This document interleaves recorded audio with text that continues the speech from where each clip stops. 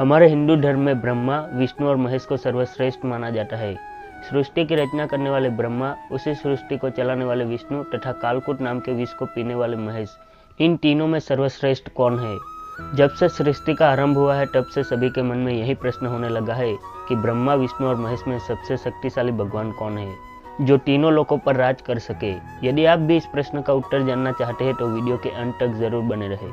अगर आप हमारे चैनल पर नए हैं तो कृपया चैनल को सब्सक्राइब अवश्य करें और साथ में बेल आइकन को प्रेस करना ना भूलें। सागर भक्ति में आपका हार्दिक स्वागत है।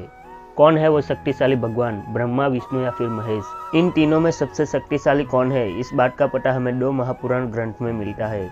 एक कथा शिव पुराण में है और दूसरी कथा हमें श्रीमद् भगवत महापुराण में मिलती है। हम दोनों कथा को एक एक करके आज जानेंगे।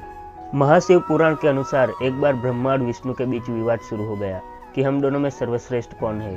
यह विवाद इतना बढ़ गया कि दोनों युद्ध करने के लिए तैयार हो गए और फिर दोनों के बीच घमासान युद्ध हुआ। इस युद्ध का परिणाम क्या है, इस युद्ध का विजेता कौन है, इसका फैसला करने के लिए शिव जी प्रकट हुए। शिव जी ने ब्रह्मा और विष्णु के बीच एक अग्नि स्तंभ प्रकट किया और कहा कि आप दोनों में से जो भी स्तंभ का अंत पा लेगा वही विजेता होगा। फिर स्तंभ का अंत पाने के लिए भगवान विष्णु स्तंभ के नीचे की ओर गए और ब्रह्मा ऊपर की ओर।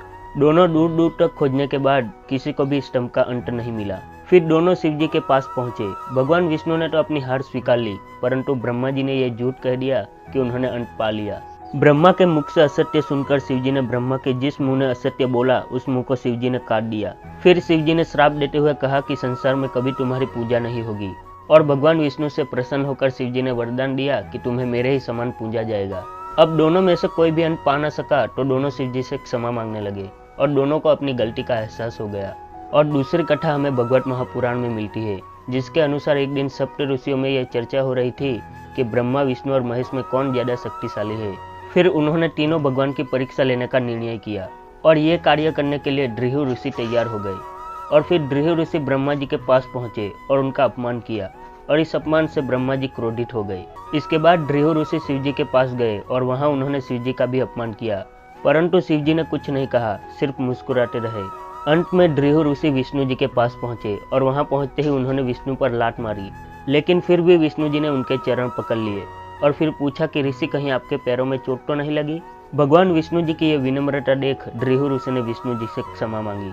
और फिर सप्त ऋषियों ने यह तय किया कि ब्रह्मा, विष्णु और महेश में भगवान विष्णु ही सर्वश्रेष्ठ और शक्तिशाली है। लेकिन आपको मैं बता दूं कि उन्हें यह जरूर पता था कि महर्षि दृहु उनकी परीक्षा ले रहे थे।